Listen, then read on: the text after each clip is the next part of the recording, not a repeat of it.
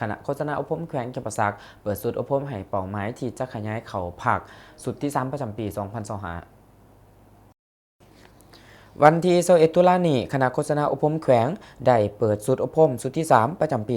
2025ให้แก่มหาชนก้าวหน้าดีเด่นเป้าหมายที่จะขยายเขาเป็นสมาชิกพรรคประชาชนปฏิวัติลาว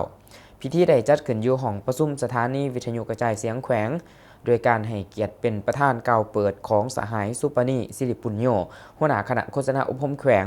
มีสหายบุญปั่นมหาราชห้องหัวหน้าคณะโฆษณาอบรมแขวงมีบรรดาสหายคณะพรรคแขนงการที่เกี่ยวของมีมหาชนก้าวหน้าเป้าหมายที่จะขยายเขาพรรคจากคณะพรรคหักฐานและหน่วยพรรคหักฐานแผนกการกรมกองสถาบันการศึกษาออมขางแขวงจำนวน55สหายยิง25สหาย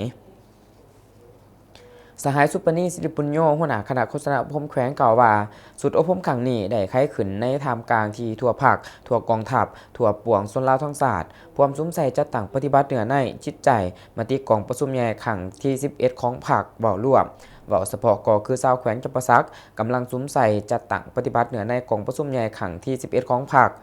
มติกองประชุมใหญ่ครั้งที่เก่าขององค์คณะพรรคแขวงและติดพันกับการซุ้มใส่กักเกียมสร้างขบวนการเฉลิมฉลองวันสำคัญต่างๆของศาสตร์ของพรรคของฐานผู้นำและสากลโดยเฉพาะแมนการกักเกียมเฉลิมฉลองวันศาสตร์ที่2ธันวาครบรอบ50ปีที่จะมาถึงในถ่ายปีนี้วันประกาศเอกราชครบรอบ80ปีและวันศาสตร์สาธารณรัฐประชาชนจีนครบรอบ76ปี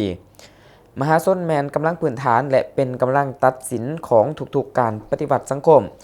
มหาชนเป็นผู้สร้างประวัติศาสตร์ภารกิจปฏิวัติแมนภารกิจของมหาชนเว้ารวมเว้าเฉพาะมหาชนที่ก้าวหน้าแมนผู้ที่ผ่านการทดสอบในเวทงานตัวจริงมีความหาวหันบุกบืนอดทนสู่ส้นมีความนักแน่นทางด้านการเมือง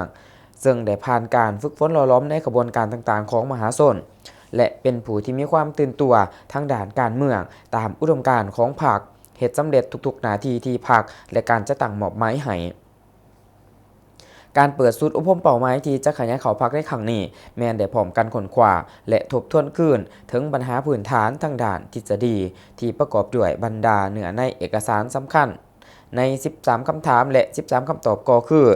พรรคการเมืองแมนองค์การจัดตั้งนำพาสูงสุดของชนชั้นใดหนึ่งหรือกลุ่มคนใดหนึ่งอยู่ในสังคมจัดตั้งขึ้นเพื่อนำพาปกป้องและรับใช้ผลประโยชน์ของชนชั้นหรือกลุ่มคนใดหนึ่งอยู่ในสังคม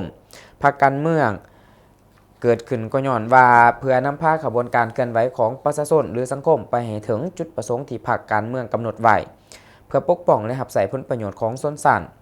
พรรคประชาชนปฏิวัติลาวแมนกองน้ำหนาที่มีการจัดตั้งแมนการจัดตั้งการเมืองสูงสุดของชนชั้นกรรมกรและระบอบประชาธิปไตยประชาชนเป็นตัวแทนที่จงหักภักดีอย่างเสมอต้นเสมอปลายต่อสิทธิและผลประโยชน์ของชนชั้นกรรมกรชาวผู้อกแรงงานลาวบรรดาเผ่าและของศาสตร์ลาวทั้งหมดพรรคประชาชนปฏิวัติลาวสร้างตั้งขึ้นเพื่อนำพาปวงชนลาวทั้งศาสตร์ต่อสู่หยาดเอาเอกราชอำนาจอธิปไตยของศาสตร์และสิทธิเป็นเจ้าของประชาชนดำเนินภารกิจเปลี่ยนแปลงไม้หอบด่านที่มีหลักการของพรรคปกปักรักษาประเทศชาติไว้ให้มั่นคงก็สร้างระบอบประชาธิปไตยประชาชนให้บรรลุตามจุดหมายสังคมนิยมจุดประสงค์ของการเรียนครั้งนี้เพื่อให้มหาชนผู้ที่จะขยายเขาเป็นสมาชิกพรรคได้รับรู้เข้าใจเกี่ยวกับประวัติความเป็นมาอุดมการณ์และฐานแท้ของพรรคประชาชนปฏิวัติลาว